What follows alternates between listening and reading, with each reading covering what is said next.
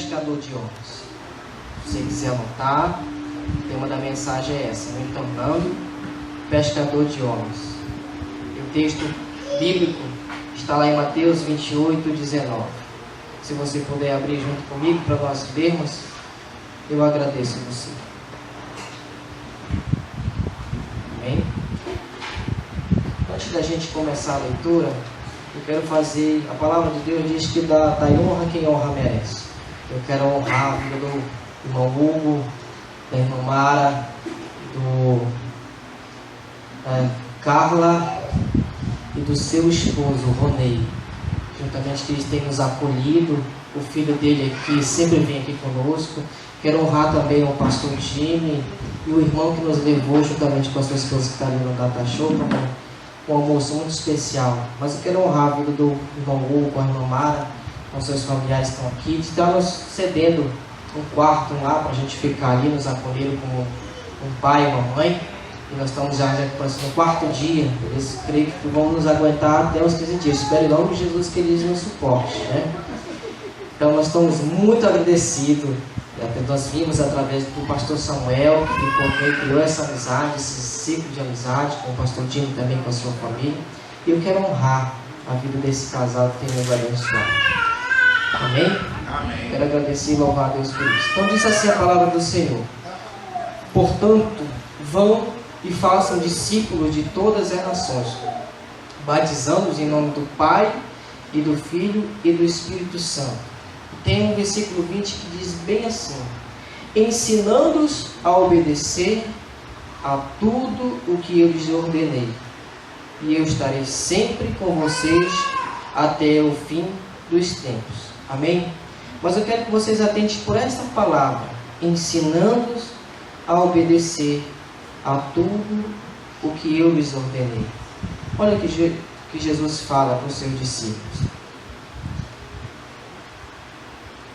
Ele ensinou, ele instruiu os seus discípulos a fazer tudo aquilo que ele recebeu do Pai.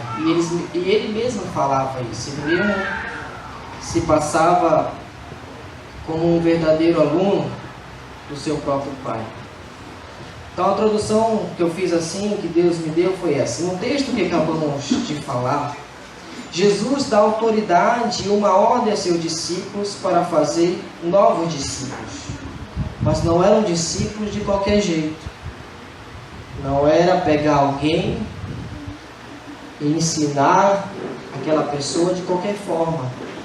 Tinha que se ter um trabalho, tinha que se ter uma organização, tinha que se ter uma forma, um modelo para que ele pudesse trabalhar na vida daquela pessoa. Se não pega alguém lá fora, lá no mundo, como eu ou você viemos, olha, você está aqui Jesus, toma, ele vai te ajudar, ele vai te instruir, eu pego o manual aqui, te vira, a tua salvação tu já tem, e caminha aí sozinho que tu vai dar certo. Não é dessa forma. Ele disse: ensina-os o que eu vos ensinei, a obedecer o quê? As ordenanças de meu Pai, como assim eu passei para vocês. Então cada um de nós que estamos aqui, ou já somos discípulos, mas vamos nos tornar discipuladores, pessoas que vão cuidar de outras pessoas. Então quando nós vamos cuidar, primeiramente dentro do nosso coração, nós temos que entender: eu primeiro preciso ser cuidado. Eu primeiro preciso ser tratado.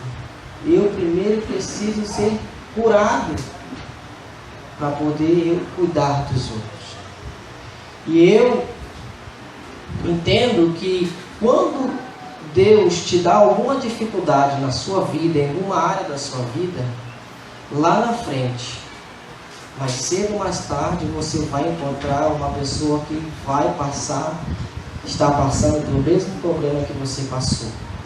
E você vai ter a oportunidade de dizer assim: eu posso te ajudar. Eu posso direcionar nessa causa. Eu posso te ajudar em oração, eu posso te dar entendimento para que você passe por a situação que eu passei. Amém? Então nós temos que ser isso. Como é que nós vamos saber? Eu não posso chegar com o rapaz que está aqui à minha frente e dizer para ele se a mãe dele de repente faleceu, esse é um exemplo, e eu chegar com ele e dizer assim: olha, eu sinto a mesma dor que você sente, se minha mãe ainda está viva. Eu não posso dizer isso para ele, porque eu não sei o sentimento, porque eu nunca passei.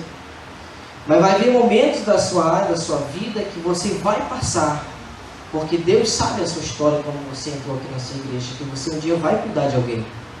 E esse alguém vai passar por uma dificuldade que você passou, venceu, alguém cuidou de você, te deu entendimento e sabedoria para que você pudesse passar, e você vai ajudar aquela pessoa a superar aquele trauma, aquela dificuldade. Amém? Então isso é ser discípulo, é entender primeiramente as ordenanças de Jesus para cada um de nós, sermos curados, sermos cuidados, e aí sim sairmos para cuidar das outras pessoas. Amém? Que eles fossem ensinados e que guardassem os mandamentos de Deus.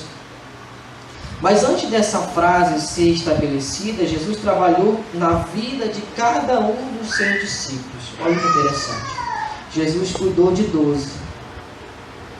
Ele chamava: João, vem cá, senta aqui. Pedro, vem cá. Sei que você vai cortar a orelha do cara ali, mas eu te amo. Tiago, vem cá.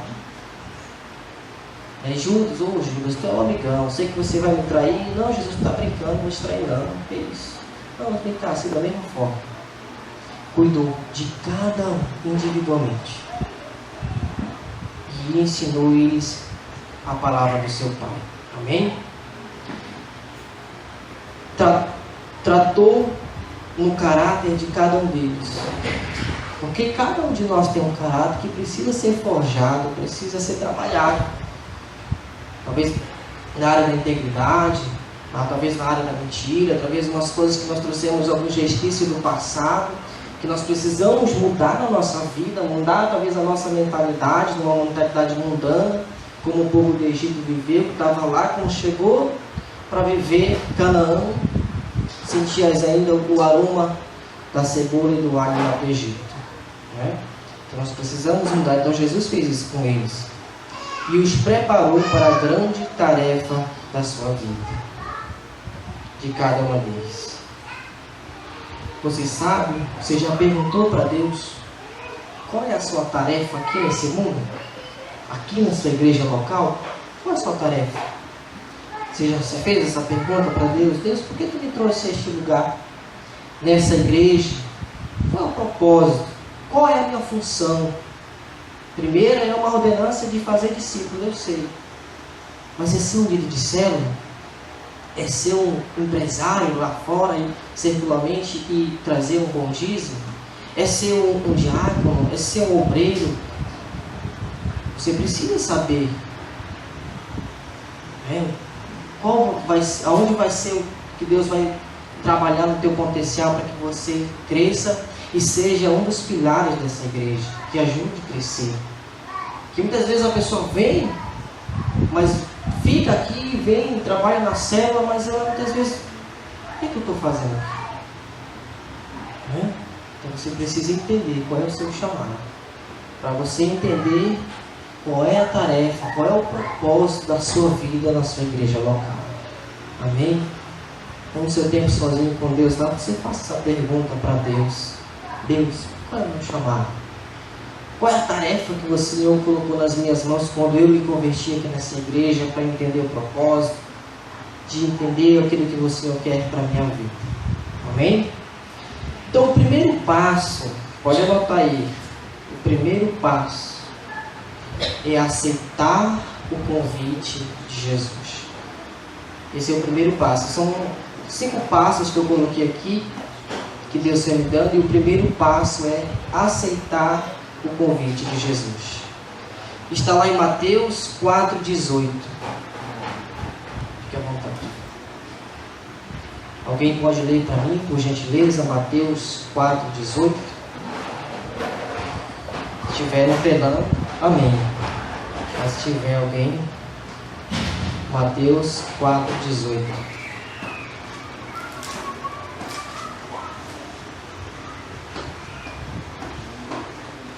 Se alguém achou, diga amém. Pode ler para mim, por favor?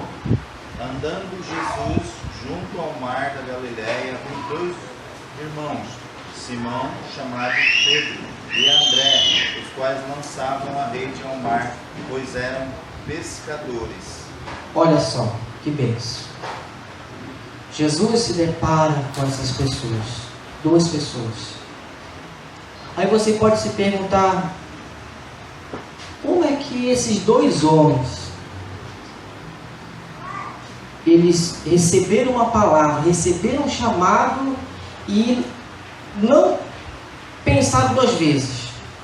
Eles vieram logo, sem pensar, eles vão, olha, larga tudo aí, deixa de ser pescador de peixe e vem que eu vou te fazer pescador de homens.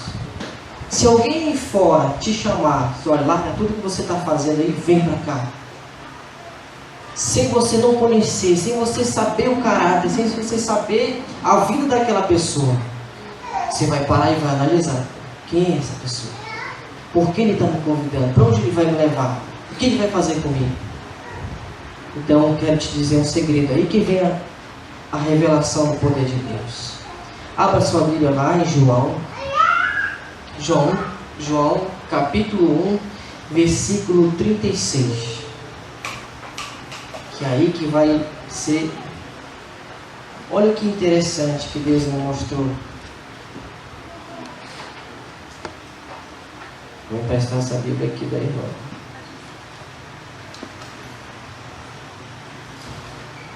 João 1, versículo 36. Olha só o que diz assim. Quando viu Jesus passando, disse: Veja, é o Cordeiro de Deus. Ouvindo dizer isso, os dois discípulos seguiram Jesus. Esses dois discípulos são os dois discípulos de João Batista. Voltando-se vendo Jesus, que os dois o seguiam, perguntou-lhes: O que vocês querem? E eles disseram: Rabim, que significa mestre, onde estás hospedado? Respondeu ele: Venham e verão. Então foram por volta das 4 horas da tarde e viram onde ele estava hospedado e passaram com ele aquele dia. André, irmão de Simão Pedro, era um dos que tinham ouvido o que João dissera e que haviam seguido Jesus. O primeiro que ele encontrou foi Simão Pedro, seu irmão, e lhe disse: Achamos o Messias, isso é, o Cristo, e o levou a Jesus. Olha que interessante, antes de eu ler o versículo, o final do versículo 42.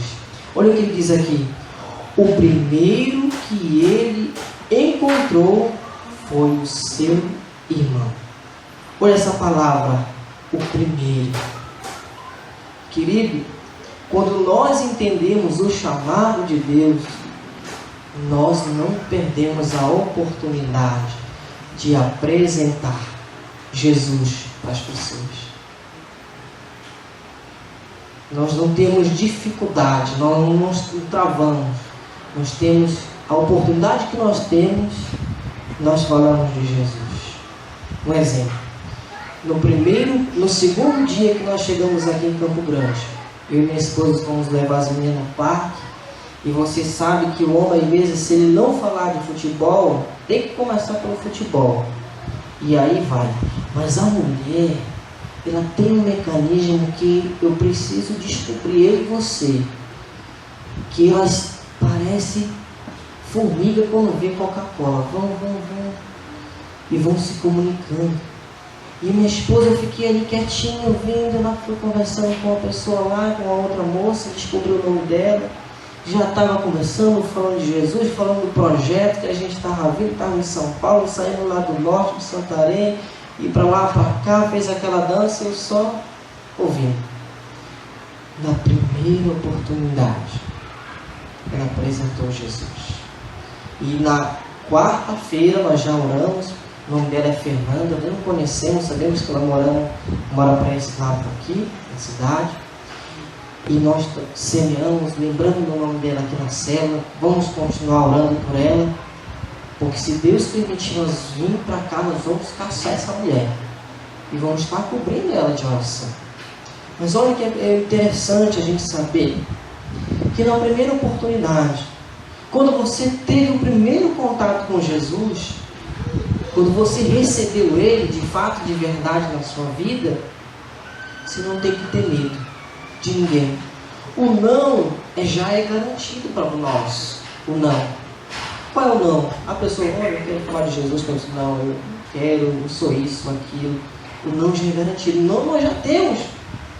Mas o sim, como foi que eles falaram, que ele recebeu aqui do seu irmão, ele não teve dúvida lá em Mateus, quando ele apresentou, quando ele ouviu a palavra de Jesus, olha, larga e vem, porque o seu irmão Tiago já tinha mostrado para ele, olha, eu ouvi falar de Jesus, eu conheci o rabino, o mestre que nós temos aguardado.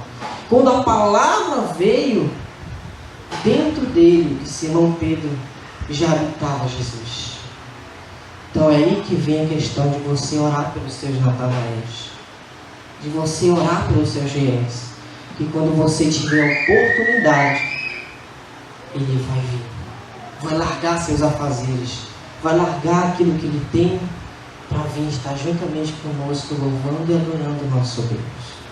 Amém? Então nós temos que ter esse discernimento de que nós somos capazes de fazer a obra de Deus acontecer aqui em Campo Grande. Amém? E nós temos declarado que Campo Grande já é do Senhor Jesus. Glória a Deus. Amém. Glória a Deus. E nós viemos aqui conhecer a terra, nós estamos com Josué e Caleb, com os espias, olhar. A terra é uma terra que emana leite e mel, né? Muito bonito, nós gostamos. Eu gostei principalmente do aeroporto, porque os aeroportos lá, eles guardam o avião. Aqui não, eles ficam te mostrando, né? O tamanho dos aviões. Então, querido, não perca a oportunidade de mostrar Jesus para as pessoas. Esse é o primeiro passo. Aceite o convite. E uma das coisas que eu coloquei aqui, aceitar Jesus, é uma coisa. É uma opção sua. Deus dá um livre-arbítrio para mim e para você aceitar Jesus, se você querer ou não. Mas receber o convite de Jesus para fazer discípulos, para ganhar almas, é totalmente diferente. São dois caminhos inversos. Aceitar Jesus é uma coisa, e você recebeu o milagre da salvação. Mas você aceitar o convite para cuidar de pessoas é totalmente diferente. Porque eu posso vir, aceitar Jesus, sentar na cadeira, todo domingo vir, participar da célula, e a minha salvação está ótima. Mas eu vim aceitar Jesus e me colocar como uma pessoa, um atalaia. Não, eu quero ser um ganhador de almas. Eu quero ter esse convite de Jesus na minha vida, de ser uma pessoa que faz a diferença. Aí sim, você faz a diferença. Recebeu o convite de Jesus na sua vida. Então fique bem atento a isso. Você pode fazer essa pergunta para você mesmo. Será que eu já recebi o convite de Jesus? Será que esse convite já foi dado para cada um de nós? Mas é nós que decidimos se vamos viver ele ou não. Amém? O segundo passo é deixar Jesus trabalhar em nossas vidas. Olha que interessante, isso é algo muito profundo. Deixar Jesus trabalhar em nossas vidas. Vamos lá em Gênesis, capítulo 4. Se fosse lá em Santarém, seria Genésio. De Genésio a Policarpo. Está no interior, bem no interior de Santarém. Gênesis 4. Queridos, eu quero dizer para vocês que eu estou me sentindo muito à vontade aqui com os irmãos, tá? Eu sinto a graça e o poder de Deus aqui neste lugar. Eu creio que Ele vai, durante os dias que nós estamos aqui, confirmar o chamado dEle nas nossas vidas. Gênesis 4, versículo de 4 a 7. Abel, por sua vez, trouxe as partes gordas das primeiras críticas do seu rebanho. O Senhor aceitou com agrado Abel e sua oferta, mas não aceitou Caim e a sua oferta. Por isso Caim se enfureceu e o seu rosto se transtornou. O Senhor disse a Caim: por que você está furioso? Por que se transformou o seu rosto? Se você fizer o bem, não será aceito, mas se não o fizer, sai daqui o pecado, ameaça a porta. Ele deseja conquistá-lo, mas você deve dominá-lo.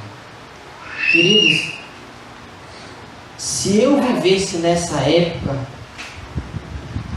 eu queria ver, sinceramente, esse discipulado face a face do homem, criatura e o seu Criador. Você já imaginou? Eu fiquei pensando que a Bíblia muitas vezes nos leva, de certa forma, a uma loucura de querer pintar um quadro, pintar uma cena divinal. Então eu fiquei pensando por vários tempos como seria esse contato de Deus com Caim, essa conversa, esse particular.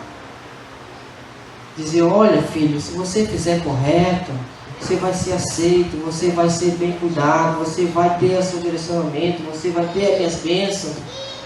Mas Deus dá uma palavra que muitas vezes os nossos líderes, nossos discipuladores, talvez aquele que é casado ou vice-versa, no caso, no sentido do esposo e esposa, dão uma direção, um direcionamento para você e você não obedece.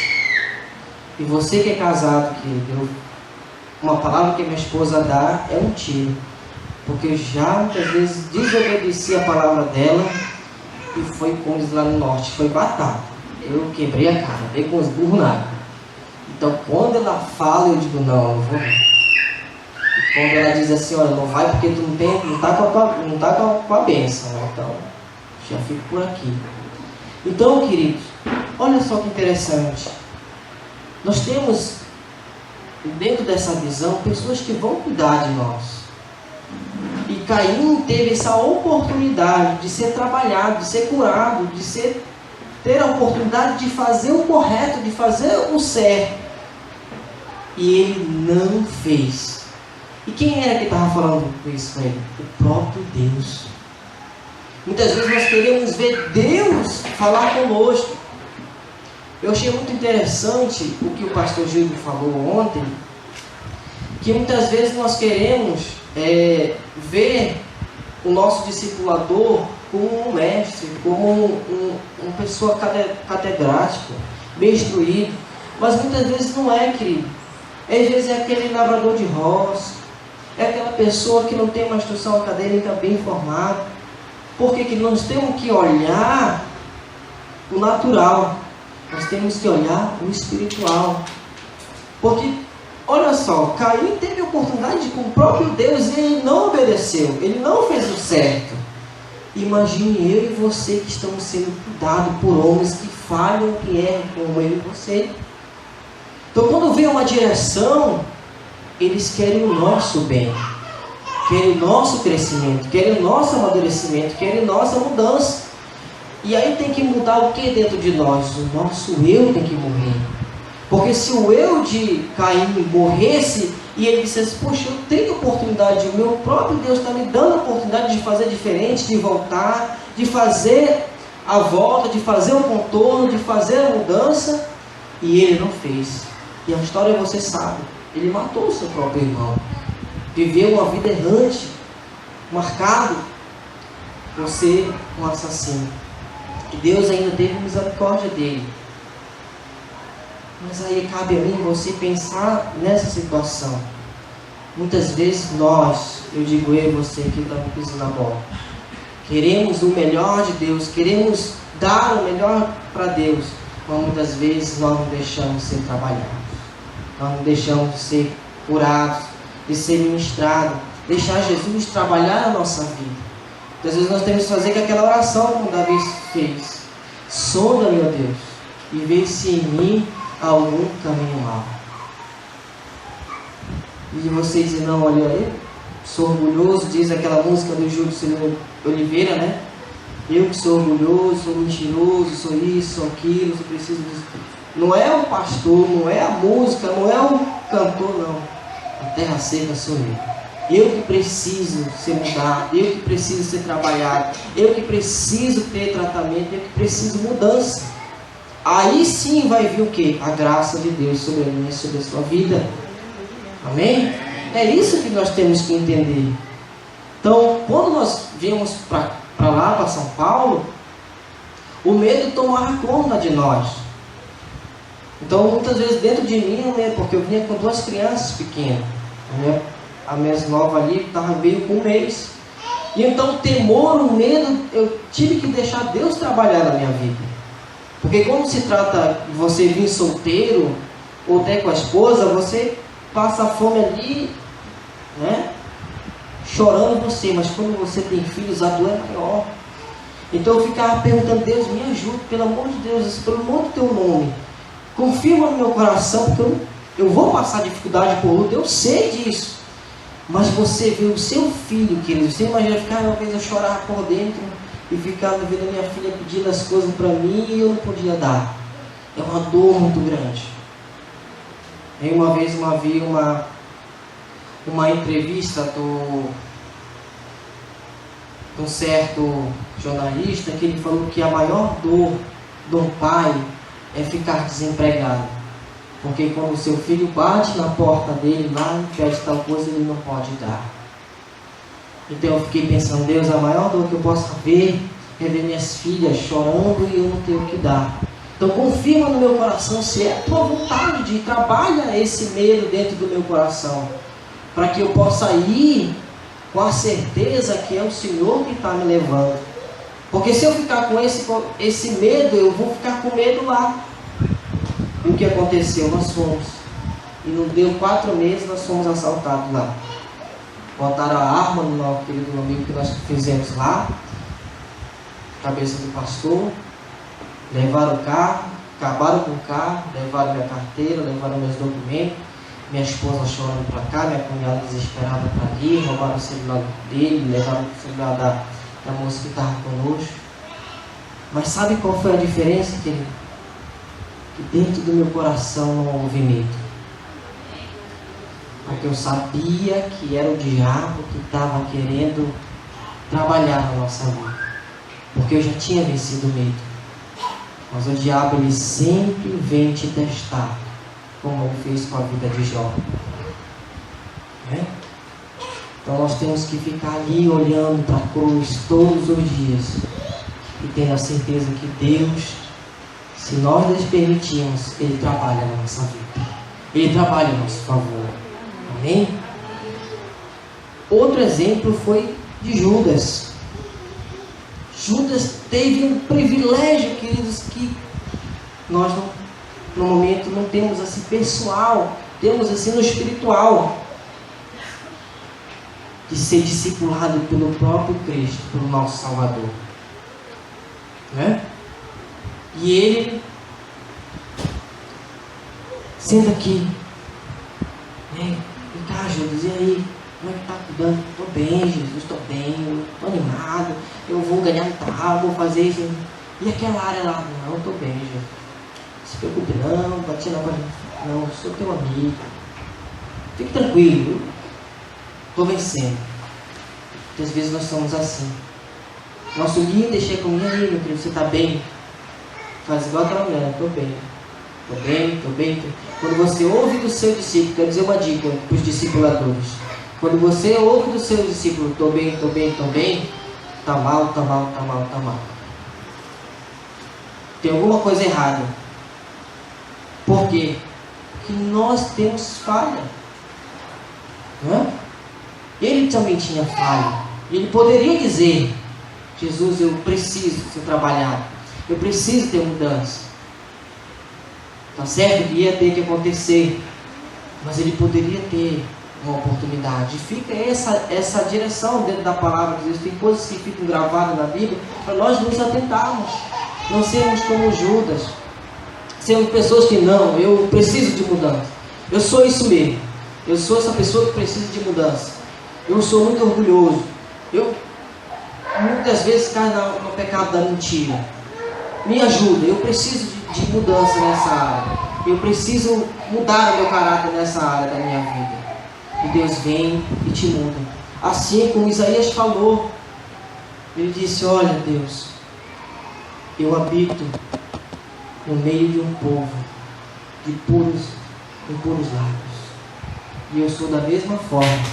E o que Deus fez? Quando viu a sinceridade do coração de Isaías, fez de lá um querubim com uma brasa, ou tocou. Aonde? No pé? Na mão?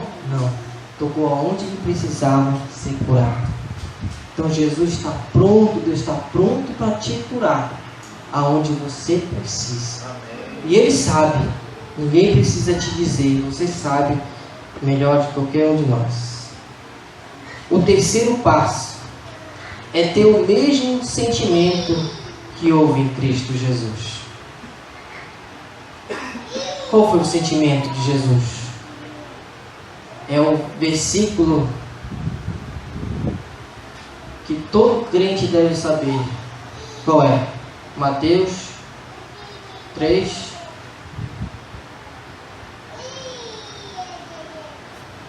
Vamos lá. O principal. Deus amou. Vamos lá. É João? Não, eu só queria saber se você estava atento mesmo. Foi uma pegadinha. Alguém sabe, como diz a minha avó, de corre sorteado? Vamos lá, se vocês me ajudam, eu quero que vocês participem também junto comigo. Pode alguém ler para nós, por favor? Por gentileza. Ou vamos juntos falar? Vamos lá.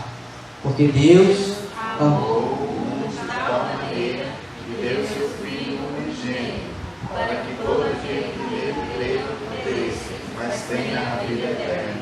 Glória a Deus. Vocês estão de parabéns. Que qualquer pregador que vier aqui, ele não vai enganar vocês. Então, com isso, a palavra de Deus na ponta da língua de vocês. Amém?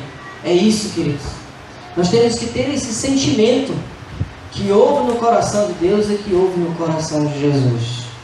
Porque se estivesse no coração de Deus e não houvesse no coração de Jesus, ele não viria.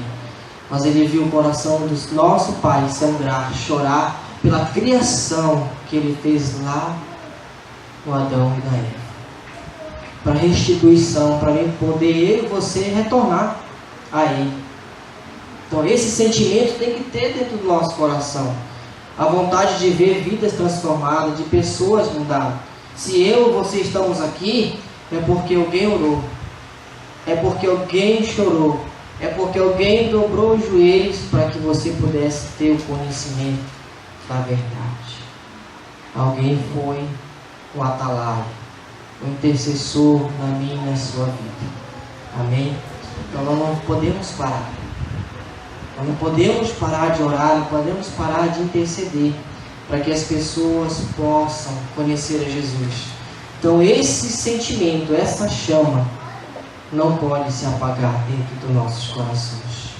Porque no dia que nós não tivermos mais amor, nós vamos vir para a igreja, nós vamos vir para a célula, Jesus vai vir e nós não vamos levar ninguém. Porque o amor se foi.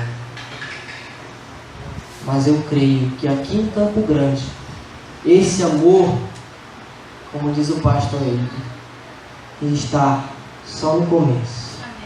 Amém? Está dentro dos nossos corações. Ele vai crescer, ele vai florescer, ele vai dar frutos. E tudo que está começando aqui, tudo que tem nessa história que eu já ouvi aqui, é só o começo do que Deus vai fazer nas nossas vidas. Nós vamos, com um tempo grande, cuidar de muitas pessoas, que tem esse detalhe, cuidar de multidões e cuidar bem delas. Que tenha qualidade na grandeza, e não tenha grandeza sem ter qualidade. Vamos lá para o quarto passo. O quarto passo é isso: receber as armaduras de Deus para a guerra. Está lá em Efésios 6,14.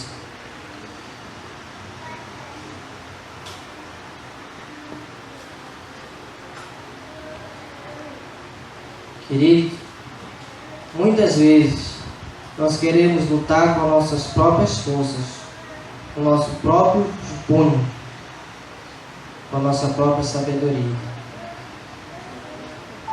Muitas vezes nós não conseguimos, porque nós temos que nos revertir.